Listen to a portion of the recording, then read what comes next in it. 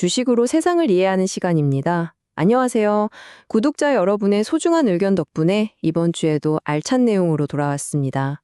이번 주 바이오 시장, 정말 한마디로 극과 극이었습니다. 한쪽에선 조 단위의 빅딜이 터지면서 환호성이 터져 나왔는데, 다른 한쪽에선 모두가 기대하던 블록버스터 신약 후보가 임상에서 쓴잔을 마셨죠. 이처럼 기대와 현실이 정면으로 충돌한 한 주였는데요. 이 거대한 분열의 현장을 지금부터 제대로 한번 파헤쳐 보겠습니다. 자, 본격적으로 시작하기 전에 항상 드리는 말씀이죠. 이 내용은 투자를 위한 정보 제공이 목적이고요. 특정 종목을 추천하는 게 아니라는 점, 모든 투자의 최종 책임은 투자자 본인에게 있다는 점을 꼭 기억해 주시길 바랍니다. 바이오 투자, 정말이지 천국과 지옥을 오가는 롤러코스터 아니겠습니까? 특히 이번 주는 그 변동성이 정말 대단했습니다. 희망과 좌절이 그야말로 정면으로 충돌했는데요. 과연 시장의 분위기는 어느 쪽으로 더 기울었을지 지금부터 한번 자세히 들여다보겠습니다. 그래서 오늘은요, 먼저 시장의 맥박부터 짚어보면서 지금 분위기가 어떤지 살펴볼 거고요. 그리고 정말 핫했던 GLP-1 이야기, 또 항암제 시장의 판도 변화를 분석해 보겠습니다. 이어서 우리 K바이오 기업들의 움직임과 마지막으로 2026년을 향한 투자 전략까지 쭉 훑어볼게요. 자, 그럼 첫 번째 이야기부터 시작하죠. 시장의 맥박, 희망과 현실 그 사이입니다.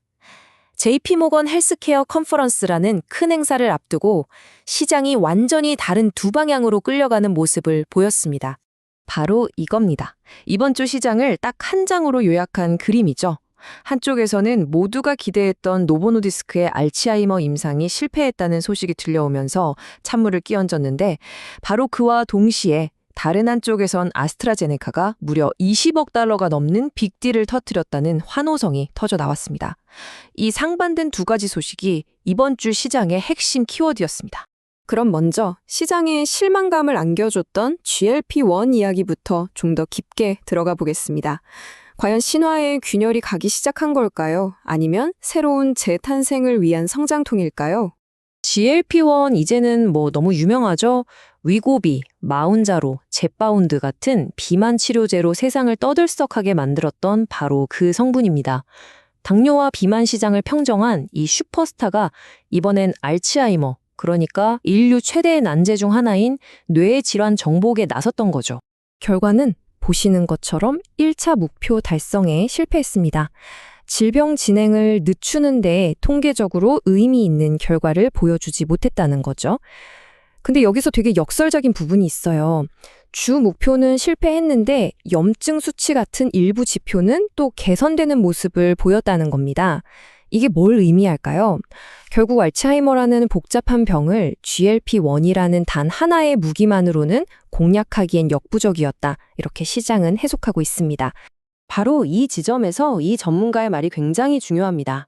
기존 약물이 30%를 막는다면 나머지 70%를 잡기 위해 다른 것들이 필요하다.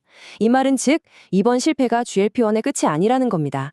오히려 다른 약물과 힘을 합치는 병용요법 시대의 서막을 알리는 신호탄일 수 있다는 거죠. 자, 이걸 보시면 GLP-1의 진화 과정이 한눈에 보입니다. 처음엔 당뇨병 치료제로 시작했죠. 그러다 체중 감량 효과가 발견되면서 그야말로 블록버스터가 됐고요. 이제 시장은 다음 단계를 보고 있습니다. 바로 체중 감량의 질이에요. 그냥 살만 빼는 게 아니라 근육 손실은 막으면서 지방만 쏙 빼주는 거죠. 그리고 더 나아가서 다른 약물과 결합해 알츠하이머나 근감소증 같은 새로운 영역으로 확장하는 이른바 4세대로의 진화가 이미 시작되고 있습니다. 칼리웨이나 ABL 바이오 같은 기업들이 바로 이 새로운 흐름을 주도하고 있는 거고요. 자, 이렇게 GLP-1 진영이 잠시 주춤하는 사이 완전히 반대편에서는 그야말로 축포가 터졌습니다. 바로 암암제 시장인데요. 여기선 지금 차세대 기술 주도권을 잡기 위한 보이지 않는 거대한 전쟁이 벌어지고 있습니다. 이 숫자 한번 보세요. 20억 1천만 달러. 우리 돈으로 하면 거의 2조 8천억 원에 달하는 어마어마한 금액입니다. 이건 뭘 의미하냐면요. 과거에는 절대 약으로 만들 수 없다고 여겨졌던 그런 암 타겟을 공략하는 신기술에 빅파마들이 얼마나 목말라 있는지, 그 가치를 얼마나 높게 쳐주는지를 명확하게 보여주는 증거입니다. 이게 정말 재미있는 전략적 움직임인데요. KRAS라는 게 대표적인 암 유발 유전자거든요. 근데 그중에서도 G11RC라는 특종 돌연 변이를 타겟하는 시장은 이미 암젠이나 미라티 같은 강자들이 버티고 있는 말 그대로 레드오션이었어요. 그러니 베라스템 같은 회사는 여기서 싸우는 대신 과감히 임상을 중단하고 아직 경쟁이 덜한 G12D 시장으로 방향을 튼 겁니다. 아스트라제네카는 한술 더 떠서 아예 이 G12RC 경쟁을 건너뛰고 모든 KRAS 돌연 변이를 공격할 수 있는 팬-KRAS 기술을 통째로 사들인 거고요. 그러니까 베라스템의 임상 중단은 실패가 아니라 더 넓은 바다로 가기 위한 아주 영리한 선택이었던 셈이죠. 최근에 SK 플라즈마와 에임드 바이오 딜 때문에 ADC 기술에 대한 관심도 높아졌는데요. 이거 생각보다 간단합니다. 암세포만 딱 찾아가는 항체라는 유도 미사일에 아주 강력한 약물이라는 폭탄을 달아서 보내는 거예요. 정상세포는 건드리지 않고 암세포만 정밀 타격하니까 그야말로 암치료의 끝판왕 기술 중 하나로 꼽히는 거죠. 자, 그럼 이제 시선을 우리 K-바이오로 돌려볼까요? 최근 우리 기업들의 행보를 보면요. 이제는 국내 시장을 넘어서 본격적으로 글로벌 무대에서 뛰기 위한 아주 치밀한 준비를 하고 있다는 게 느껴집니다. 대표적인 기업들의 움직임을 좀 보세요.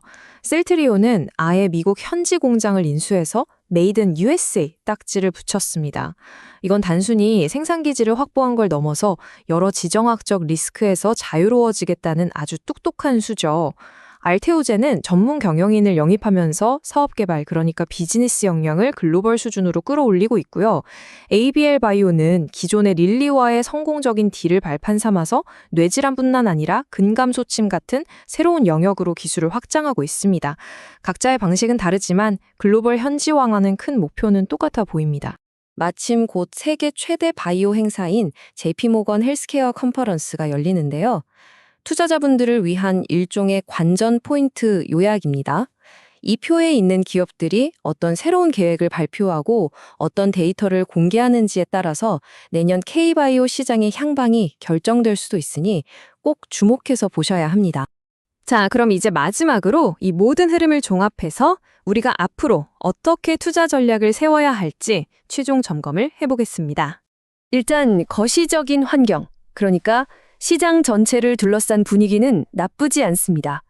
보시는 것처럼 미국에서는 비반약에 대한 보험 적용을 확대하려는 움직임이 있고요. 우리나라도 정부의 바이오 예산이 크게 늘었습니다. 또 중국 자본의 글로벌 바이오 기업 쇼핑도 계속될 전망이라 M&A 시장도 활발해질 가능성이 높죠.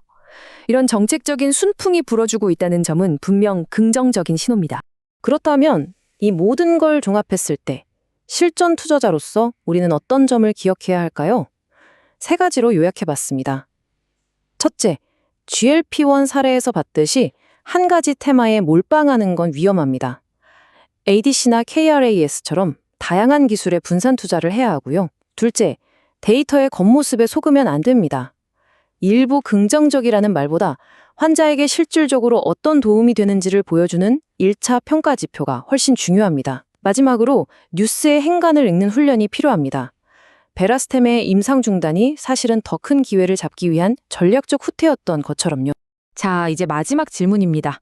GLP-1의 열풍이 한풀 꽂힌 지금 2026년 여러분의 포트폴리오를 이끌어갈 새로운 게임 체인저는 과연 무엇이 될까요? 차세대 항암제일까요? 아니면 우리가 아직 발견하지 못한 K-바이오의 숨은 보석일까요? 한번 곰곰이 생각해 보시면 좋겠습니다. 오늘 제가 준비한 이야기는 여기까지입니다. 복잡하게 얽혀있는 바이오 시장의 큰 그림을 이해하는데 조금이나마 도움이 되셨으면 좋겠네요. 내용이 유익하셨다면 구독과 좋아요로 응원 부탁드립니다. 이상 주식으로 세상 이해하기였습니다. 감사합니다.